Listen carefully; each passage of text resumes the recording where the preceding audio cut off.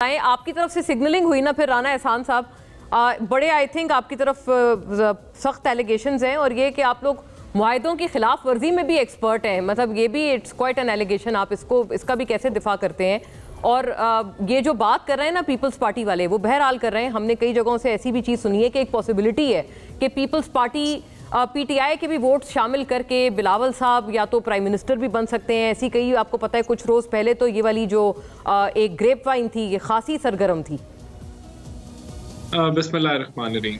देखिए, सबसे पहले कारकर्दगी से शुरू करते हैं। अल्हम्दुलिल्लाह एक टर्न अराउंड हुआ है, इकोनॉमिक टर्न अराउंड। आईटी से ही शुरू कर लेते हैं। आईटी की एक्सपोर्ट्स में 30 से 40% का इजाफा है पिछले साल की बनिस्बत।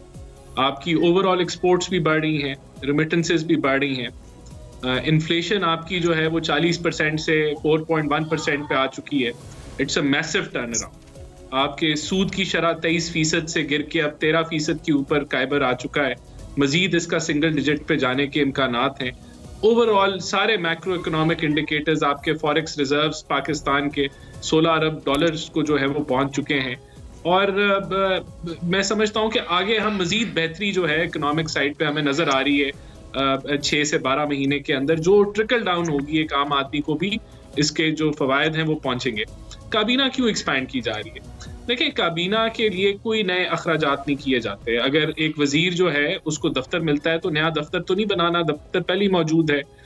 कोई उसको नए मुलाजमीन जो है वो भर्ती करके नहीं देने। वही मुलाजमीन जो अभी भी तनख्वाहें ले रहे हैं वही उनको अलॉट हो जाएंगे। कोई नई गाड़ी नहीं लेके देनी, गाड़ियां भी वही हैं जो पहले से इस्तेमाल हो रही हैं। कोई नया ड्राइवर भर्ती नहीं होना। लेकिन जरूरत क्यों पड़ी? जरूरत इसलिए पड़ी क्योंकि पार्लियामेंट का काम है, कमेटीज हैं पार्लियामेंट के अंदर, फिर वजारतों का काम है। और देखें, बात ये कुछ ऐसी, तो उनको सैलरीज वगैरह तो दी जाएंगी ना राना साहब। ठीक है, आप गाड़ियों की आप कह रहे हैं कि इसमें कोई इजाफी खर्च है 10 से 12। अब पंजाब में भी एक इजाफा हमने हालिया दिनों में देखा है। मतलब ये दिस इज नॉट अ पेटी अमाउंट, कोई छोटा मोटा ये वो खर्च नहीं है। और आप तो बड़े लर्नेड हैं मईशत पे, ये नॉन डेवलपमेंट एक्सपेंडिचर इनको कहा जाता है। आप लोग बहुत तनकीद करते थे खान साहब की जो काबीना की फौज थी उस पर। ये देखें, बात ये, पहली बात तो ये कि जो MNAs हैं उनको कोई इजाफी कोई सैलरी नहीं मिलती। जो फेडरल मिनिस्टर्स हैं उतनी ही सैलरी है जितनी जो MNAs की कोई। और वैसे भी कैबिनेट का तो फैसला है कि बहुत सारे वजीर सैलरी ले भी नहीं रहे। तो ये कोई एडिशनल बर्डन, मैं आपको यही बता रहा हूँ कि फाइनेंशियली इससे नहीं पड़ता कि कोई एडिशनल बर्डन। लेकिन जो फायदा है वो ये, बहुत सारी ऐसी मिनिस्टर्स हैं जो 2-2, 3-3 वजारतें चला रहे हैं और उससे उस तरीके से मिनिस्ट्रीज को कंट्रोल नहीं किया जा सकता, एफिशिएंसी नहीं आती। तो अगर उनके साथ कुछ वो गालिबन ऐसी एक वजारत का तस्करा सना साहिबा ने किया इसहाक डार साहब के हवाले से। उन्होंने कहा कि वो नायब वजीर आजम भी हैं, विच इज करेक्ट, और वो फॉरेन मिनिस्ट्री भी देख रहे हैं। तो उस हवाले से आप लोग कुछ भी नहीं करे जहाँ करना चाहिए? एक फुल फ्लेज्ड फॉरेन मिनिस्टर हो मुल्क में? नहीं, वो फुल फ्लेज फॉरेन मिनिस्टर भी हैं और जहां फिर प्राइम मिनिस्टर नहीं पहुंच सकते फिर वहां वो पहुंचते हैं और वो सीनियर मोस्ट मेंबर हैं कैबिनेट के।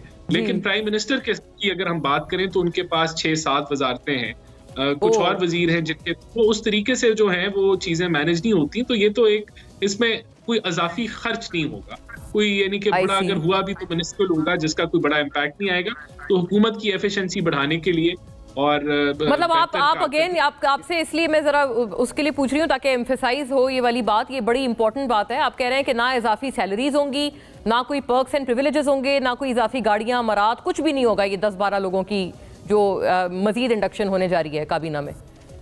मैं आपको ये बिल्कुल क्लियर कट बता रहा हूँ कि उनके लिए कोई नए दफ्तर नहीं, वही जो पुराने दफ्तर हैं, वही पुराना स्टाफ, वही पुरानी गाड़ियां, वही सारा कुछ जो पहले जो चल रहा है।